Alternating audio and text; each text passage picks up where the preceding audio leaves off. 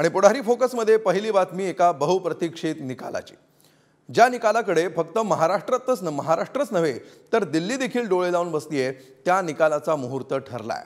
होय, 10 जानेवारी दुपारी 4 वाजता विधानसभा अध्यक्ष राहुल नार्वेकर शिवसेनेच्या सत्ता संघर्षावर निकाल सुनावणार आहेत। 1200 पानाच्या निकालानंतर कोण पात्र ठरणार आणि कोण अपात्र हे पाहणं औत्सुक्याचं तर आहेच, त्याचबरोबर 10 जानेवारी नंतर महाराष्ट्रात राजकीय भूकंप होणार असं भाकीतही वर्तवलं जात आहे। त्यात कितपत तथ्य आहे, पाहूया पुढारी न्यूजचा हा स्पेशल रिपोर्ट। 10 जानेवारी दुपारी 4 वाजता महाराष्ट्रातल्या इतिहासातल्या सर्वात मोठ्या सत्ता संघर्षाचा निकाल वाचनासाठीचा हा मुहूर्त। कुणाची शिवसेना अपात्र ठरणार, एकनाथ शिंदेंची की उद्धव ठाकरेंची? या प्रश्नाचं उत्तर विधानसभा अध्यक्ष राहुल नार्वेकरांकडून दिल्या जाणाऱ्या निकालाच्या स्वरूपात मिळणार आहे। सर्वोच्च न्यायालयाच्या आदेशानुसार शिवसेनेतील सत्ता संघर्षावर विधानसभा अध्यक्ष राहुल नार्वेकरांसमोर सुनावणी पार पडली आहे। शिंदे आणि ठाकरे गटाकडून 34 याचिका दाखल करण्यात आल्या। विलंब टाळण्यासाठी 6 गटात याचिकांची विभागणी झाली। 10 जानेवारीला राहुल नार्वेकर 6 गटांचा स्वतंत्र निकाल वाचून दाखवतील। प्रत्येक गटाच्या निकालाची 200 पानं, यानुसार 1200 पानांचा हा निकाल असेल। निकालाच्या ठळक मुद्द्यांचं राहुल नार्वेकर वाचन करतील। निकाल वाचनावेळी याचिकाकर्ते आणि दोन्ही बाजूंचे वकील उपस्थित असतील।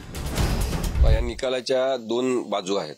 एक बाजू संविधानाच्या संदर्भात काय निकाल लागेल ही आहे, आणि दुसरी बाजू जी असंवैधानिक नैतिकता करून सत्ता हस्तगत केलेली आहे त्याच स्वरूपाचा निकाल लागेल का अशी आहे।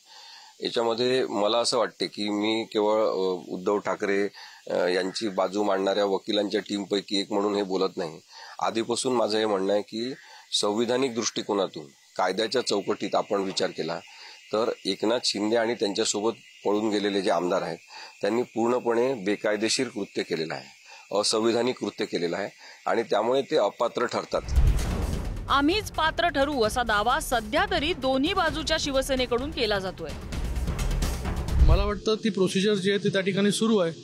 लवकरच स्पीकर महोदय जे आहेत त्या ठिकाणी निर्णय जे आहेत ते आपला जो का असेल, त्यांनी ज्या सुनावण्या घेतल्या सगळ्या आमदारांच्या गेले अनेक दिवस, त्याच्यावरती जे आहे ते त्या ठिकाणी जे आहे ते निर्णय देतील, आणि निर्णय जो आहे तो हा सत्याच्या बाजूने असेल। विधानसभेचं अध्यक्षपद हे अत्यंत पक्षनिरपेक्ष असायला हवं।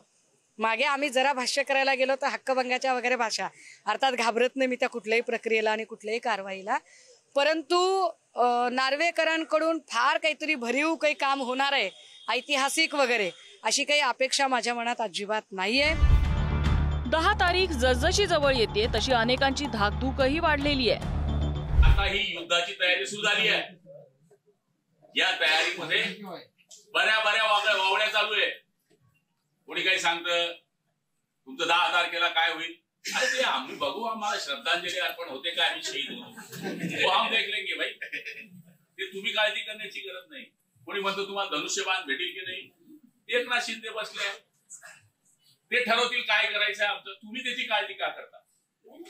म्हणजे आपण अशी काळजी करतो की आपलं कसं होईल, याचं कसं होईल। तुम्ही एकच काळजी करायची की आपली सीट कशी निवडून येईल, ही काळजी आपण सगळ्यांनी केली। मुख्यमंत्री एकनाथ शिंदे यांनी शिवसंकल्प यात्रा सुरू केली आहे। मात्र 10 तारखेनंतरच्या काही सभा रद्द करण्यात आल्यात, तर काहींचं वेळापत्रक बदलण्यात आलंय। आता याचा 10 तारखेला येणाऱ्या निकालाशी काही संबंध आहे का, हा संशोधनाचा विषय आहे।